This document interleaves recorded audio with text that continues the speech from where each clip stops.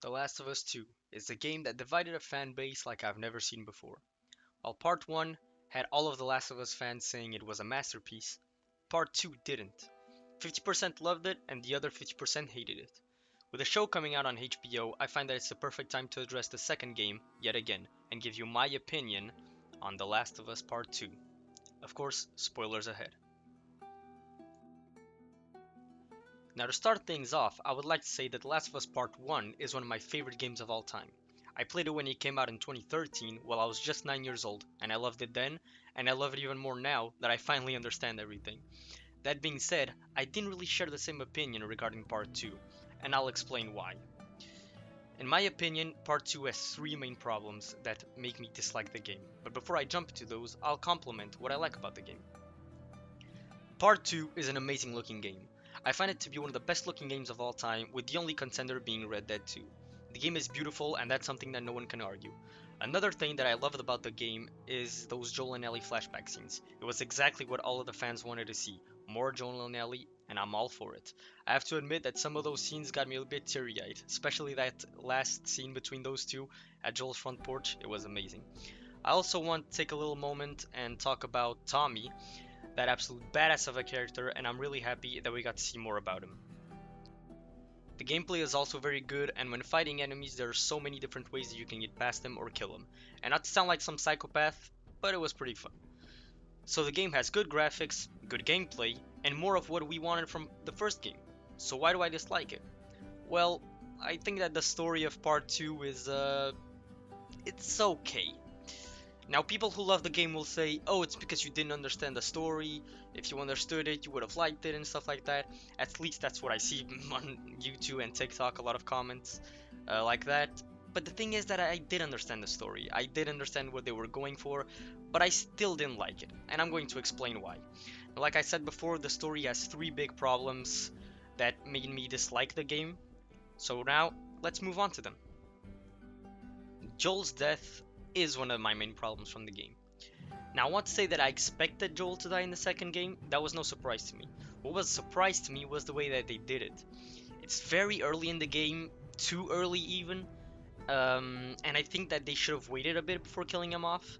Also, they showed a lot of disrespect to this character, which was something that I didn't appreciate. He was a very beloved character. I mean, you spit on his corpse, like, the hell, man?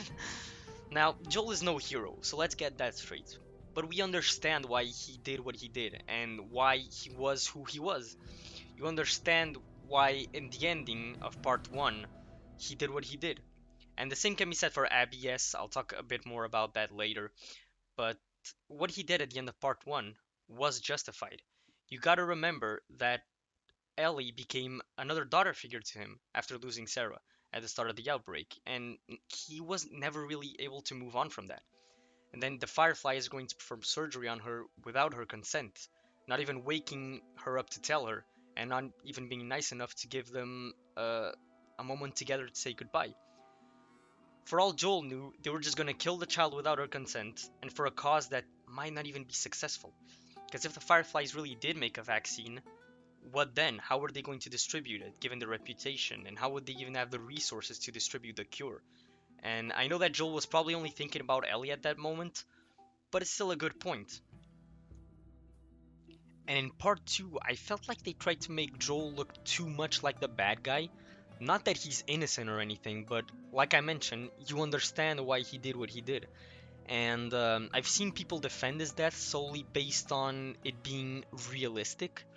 Like, yes, it probably is a realistic death, but realism is only good to a certain point.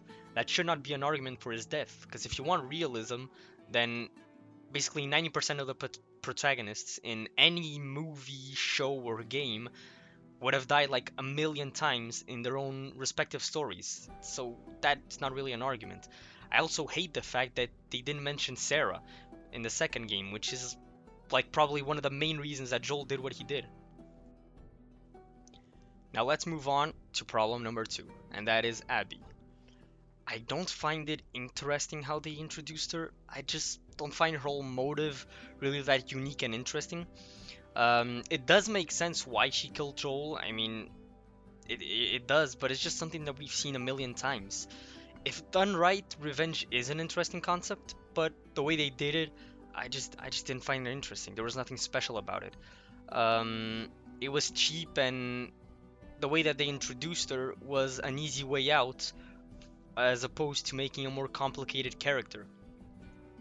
I mean, to introduce a character like that, it it's just cheap. Like imagine if in Uncharted you kill thousands of unimportant NPCs, and one of those NPCs' relatives comes back another game to get revenge on Nathan. Like you see why it's easy. It's something that can be done with practically anyone, and that's part of the reason why Abby is not interesting to me. I also can't relate to her.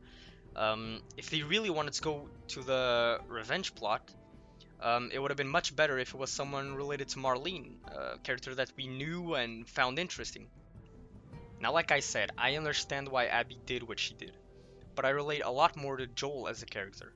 Those hours of gameplay with her were very painful to watch, and I just wasn't invested into her as a character. I can't imagine if Laura Bailey wasn't voicing her because she was amazing in her role. It's just a shame that she got a character like Abby.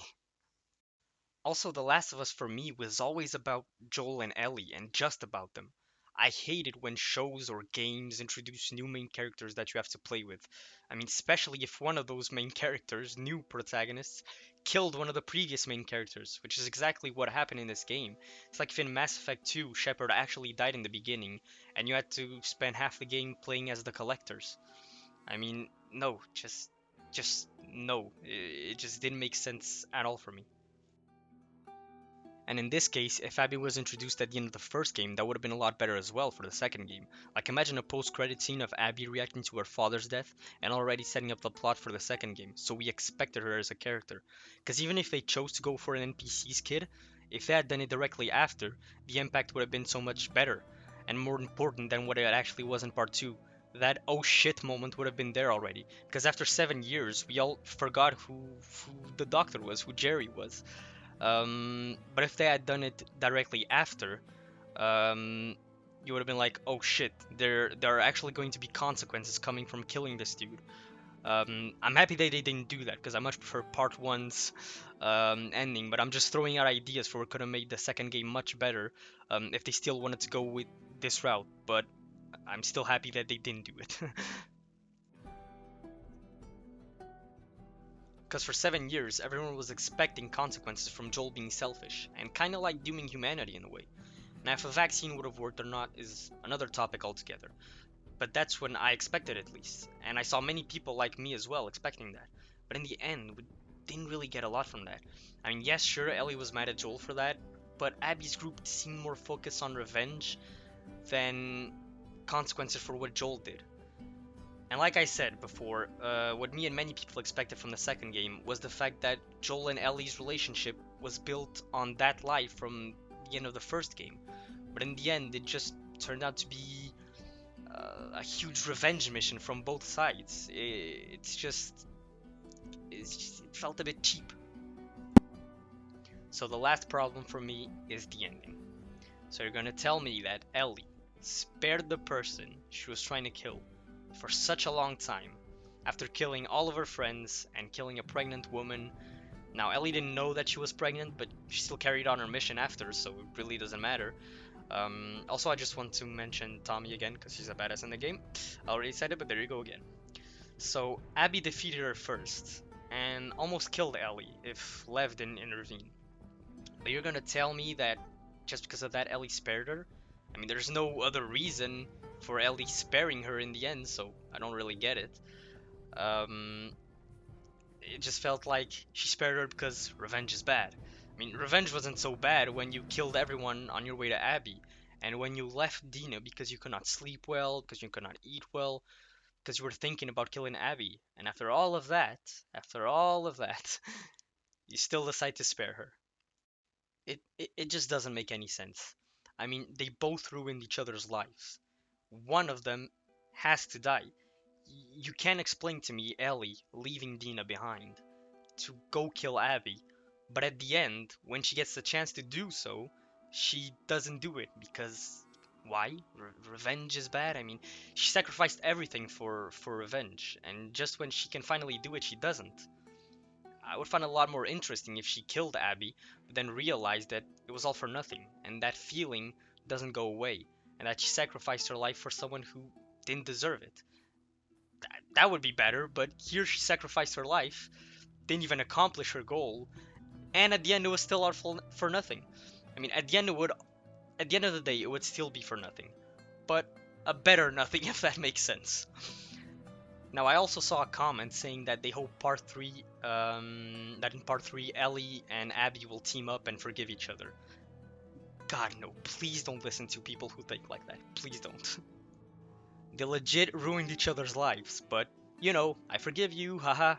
Revenge is bad, it was all for nothing. Please don't do that. So there you have it, my opinion on The Last of Us Part 2.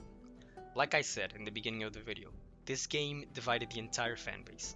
And I feel like if you write something and half the people that you write it for hate it, then you didn't do a good job at writing it.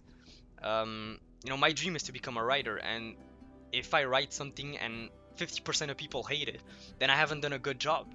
So that's why I can't defend this game dividing the fan base so much. But at the end of the day, that's just my opinion, and it's totally fine if you have another. Thank you so much for watching my second video on this channel. I know that I still have much to learn on and improve on, so feel free to comment down below on how I could do that. I hope that this wasn't too bad of a second video, and yeah, see you guys for my next My Opinion on. Bye now.